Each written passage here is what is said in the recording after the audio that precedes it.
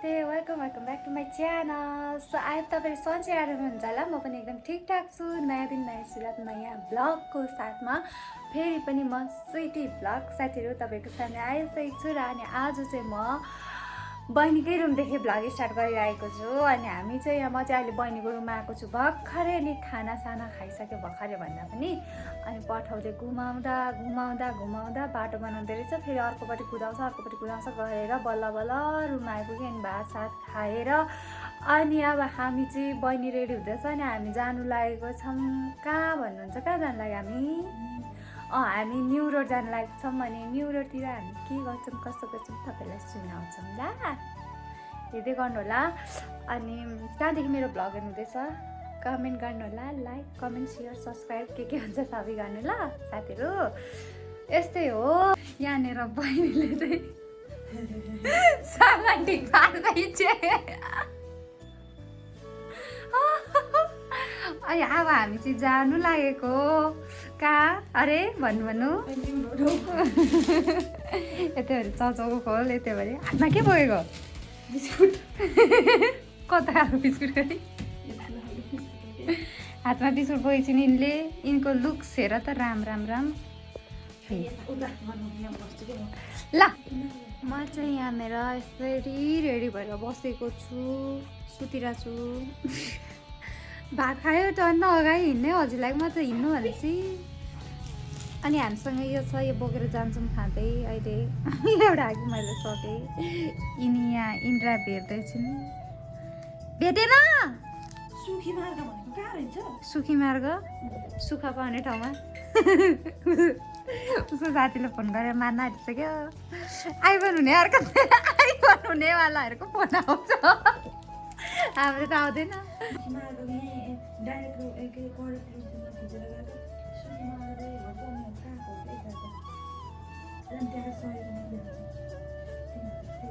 ल खोज्दै जाऊँ न, हामी सुखी मार्ग खोज्दै जान्छौँ। किनभने 100 रुपियाँ तिरेर जानुपर्छ यार। अनि कम्ती महँगो छैन, पत्ता लाउनु पर्दैन ल। जाने होइन बेबी? यिनीसँग मेरो ब्रेकअप भएको कति दिन भइसक्यो। न निन्द्रा न भोक न प्यास भयो। राजा समालले एक्सेप्ट गर रे। यता हेर्नु त, राजा समालले गर रे। कालो मान्छेले गरेर उनलाई फेरि इन्द्रा चढ्दाखेरि गोरे राम्रो हुन्छ मान्छे चाहिन्छ।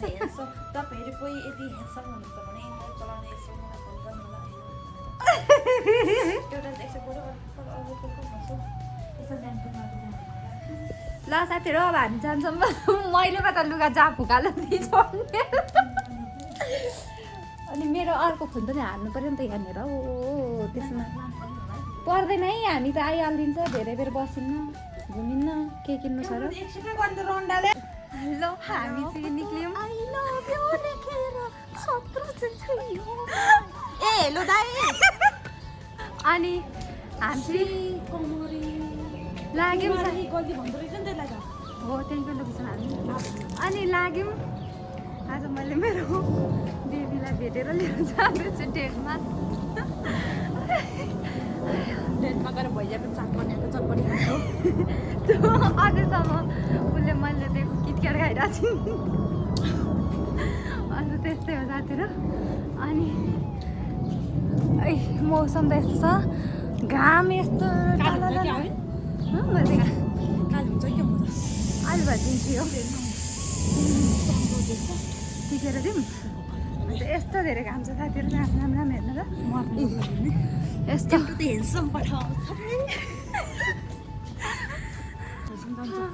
नहुन्छमा भन्दा पो क्यान्सल गरिदिनु।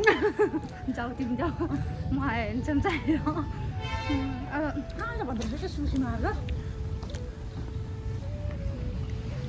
खोज्दै जाऊँ न। ऊ यस्तो पोलतिर लेखेको होला क्या। हात गले अब ऊ त्यो माथि गयो कि बाबै, ऊ त्यो होइन ओ बाबै हो कि हो त्यो पक्कै हो। फोन गरेको बाबै हो दाजु।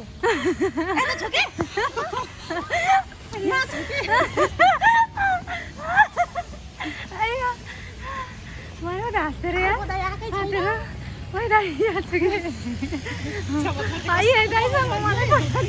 अहिले ठ्याक्कै चाहिँ के भयो भने के अरे उहाँको फोनले चाहिँ स्टोरेज धेरै भयो भन्नुभयो क्या त्यही भएर घटाएको कस्तो राम्रो देखेको नि त त्यहाँ देख्नु भयो नि चैत वैशाखमा यस्तो राम्रो देखिन्छ क्या नजारा ए अहिले चाहिँ बनाउँदै रहेछ बनाउने कार्यक्रम हुँदै रहेछ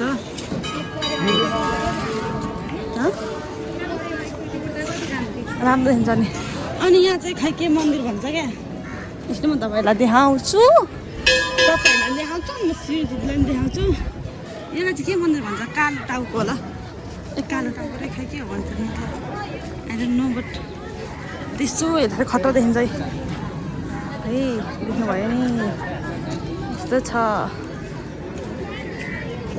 के पेन्टिङ बनाउने ऊ रहेछ प्रोग्राम चलिरहेको रहेछ वा सक्नुभयो देख्नुभयो नि कस्तो राम्रो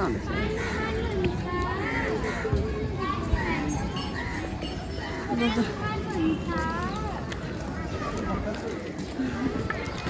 ओ सबैको हातमा कला रहेछ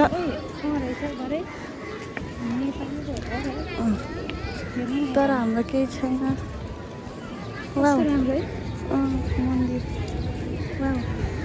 ह्यान्डसम पनि अनि ए ओ ठाउँ ठाउँमा छ त हो अन्त के अरे पेन्टरहरू त आर्टिस्टहरू उता पनि छ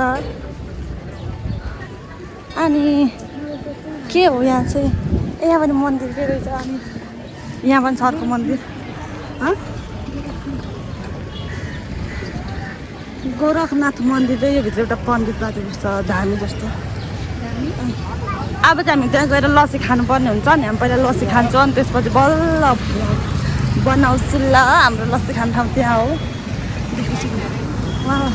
तपाईँहरूलाई ब्याग चाहियो मैले जानुहुँदा यो बस्नु मेरै हो जाऊँ उहाँ चाहिँ देखाउँ मान्छे लस्सी खानु कति लानु बसेको छ जाऊँ ल भोट खाने गर्मीमा लस्सी खाम अनि ज्यान बनाऊँ रे रे रे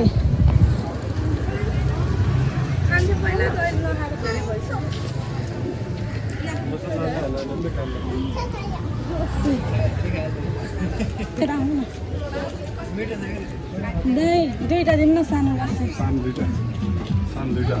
हजुर सानो दुईवटा हामी मान्छे नि सानो खान्छौँ बोकिदिउँ हामी खान्छौँ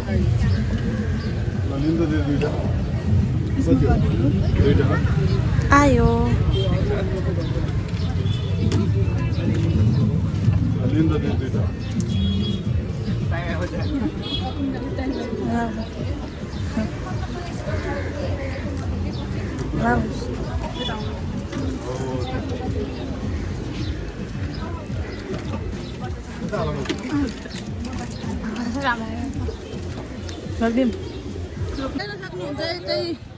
के भन्छ अरे लस्सी खाएर निक्लेपछिको भिड कस्तो भयो त लस्सी भनेको त्यो कस्तो मिठो भयो होइन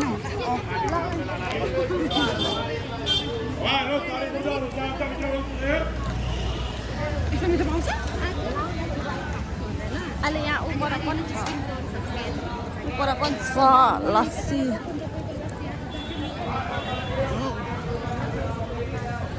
मैले खुवाएपछि लस्सी नमिठो हुन्छ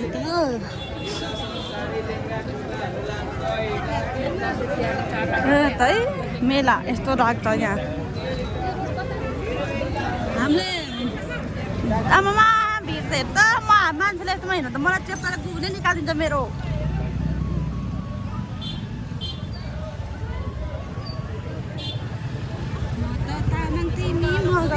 ल्याउँ लगाइ त यस्तै हो यो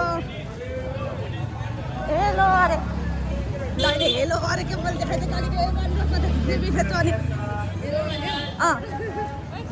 अनि देख्न सक्नुहुन्छ तपाईँहरूलाई नङसङ चाहियो भने यहाँ छ यो पसल पनि मेरै त हो यताको सबै मेरै हो कि चिन्तै लेख्नु पर्दैन अनि चाहिँ म त बर्गर र पिज्जा मात्रै आँखा जान्छ कि अनि यता रहेको छ इन्द्र चोक कसलाई थाहा छ उहाँहरूलाई थाहा थिएन फर्स्ट टाइम हो किनकि उहाँहरूलाई गोदावरीको बारेमा थाहा छ यताको बारेमा थाहा छैन त्यो लस्सीको लस्सी बेच्ने दाइहरू छ नि पहिलाको पसल यो भित्र थियो क्या यो भित्र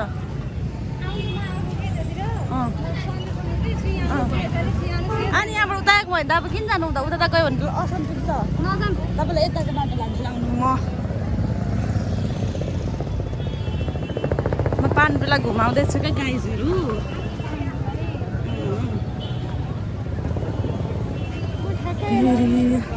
ल हामी यसरी हिँड्छौँ अब मैले एकछिन भिडियो रोक्नुपर्ने हुन्छ किनकि हामी अलिक पर गएर अहिले भिडियो फोटो खिच्छौँ हाई त अहिलेको लागि चाहिँ तपाईँहरू खाजा खाँदै गर्नु हामीले खाजा खाएर आउँछु ल बाई बाई डार्लिङ खिच्नु त यहाँ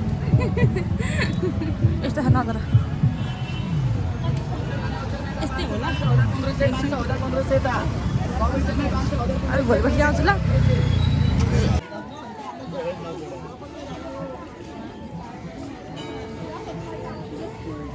अनि हाम्रो आफ्नै विशाल बजार अनि कसको मूर्ति हो तर चाकबाट देखिँदो रहेछ क्या अहिले अगाडिबाट देखाउँछु ल हेर्नु ल राम्रो देखिएको छ अनि यदि तपाईँहरूलाई मनी एक्सचेन्ज गर्नु पर्यो भने त्यहाँ छ मनी एक्सचेन्ज त्यहाँ गरिदिन्छ है त अनि हामी चाहिँ यताबाट जानुपर्ने हुन्छ अनि त्यताको हरिमा त म दिदीलाई मेरो एउटा भिडियो गराइमाग्छु गर्नको लागि तयार हुनुहुन्छ घुम्नु ल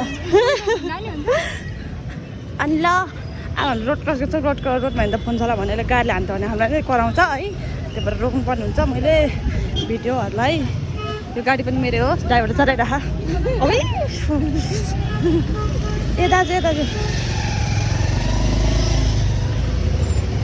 ल रोड क्रस गर्छौँ हामी अनि हामी हेरेर गर्ने ल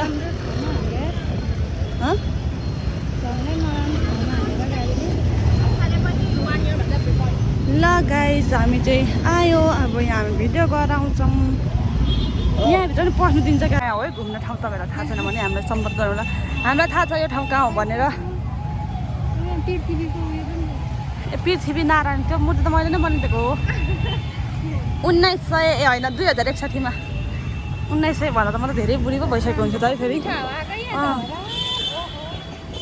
अनि यहाँ देख्न सक्नुहुन्छ फुल यो फुल पनि मैले नै रोपेको हो यो बनाउने बेलामा अनि यस्तो फुलिसकेछ क्या यहाँ चाहिँ देख्नुभयो कस्तो मिठो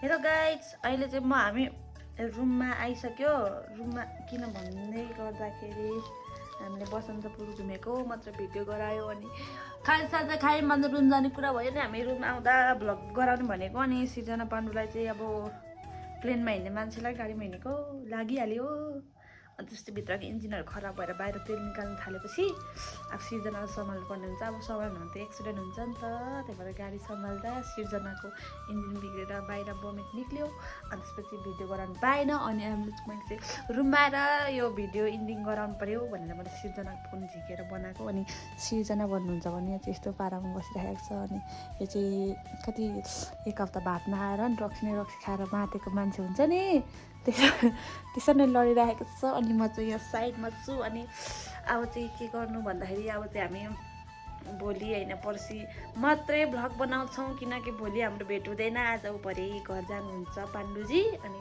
पर्सि भेट हुन्छ हाम्रो पर्सि चाहिँ हाम्रो भिरकुटीतिर यसो सपिङ गर्न जाने कुरा छ तर आफ्नो लागि होइन अर्काकै लागि भयो भने सपिङ त सपिङै हो त्यही भएर अब हामी एकैचोटि भोलि होइन पर्सिको भ्लगमा भेट्नेछौँ ल सबैजनालाई के भन्छ अरे के भन्छ ए मनैदेखि धेरै धेरै आई लभ यु